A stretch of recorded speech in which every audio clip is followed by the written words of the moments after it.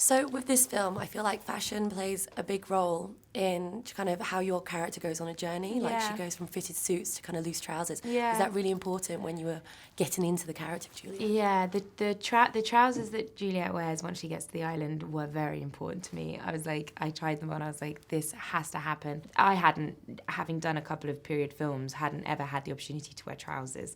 So it felt really important to me. They were also trousers that Cate Blanchett once wore in an old film, because they're angels where you go to try on all these costumes. So that was like, this is like a good luck omen.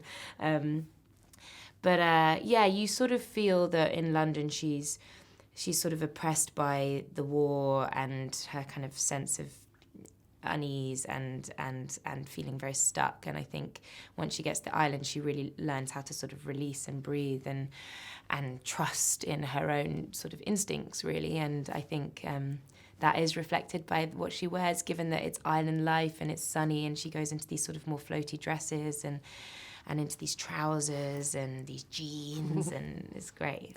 It feels, as romantic comedies go, it's actually quite feminist and it's quite nice.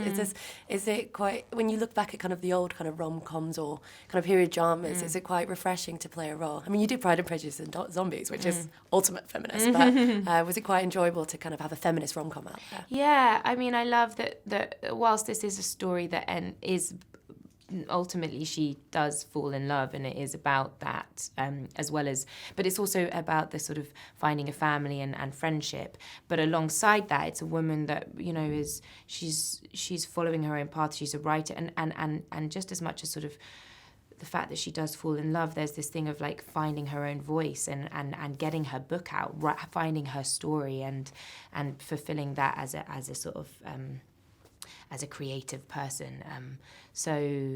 And she makes all the big choices, you know. She's the one that asks him to marry her. She takes charge of her life in a way. She learns to do that and is rewarded for that, which is important. And it's told from her perspective, you know, it's her story.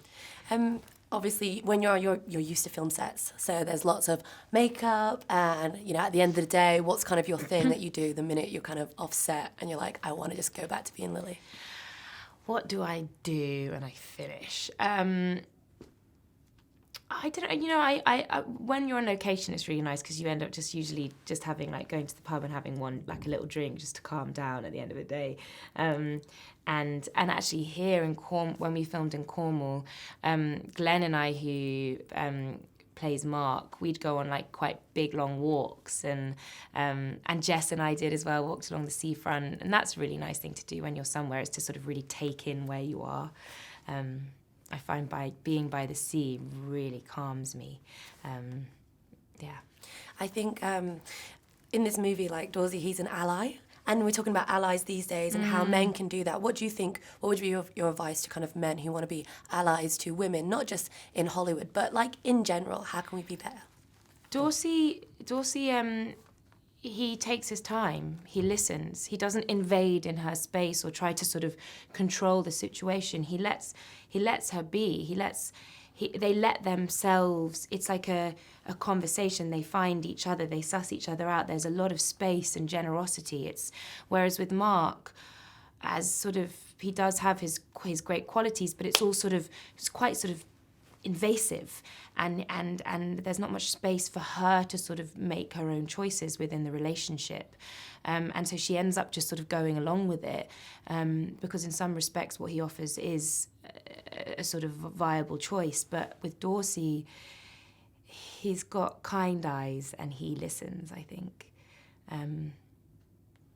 I'd say that. So listen. Guys, listen. Thank you so much. Thank you so much.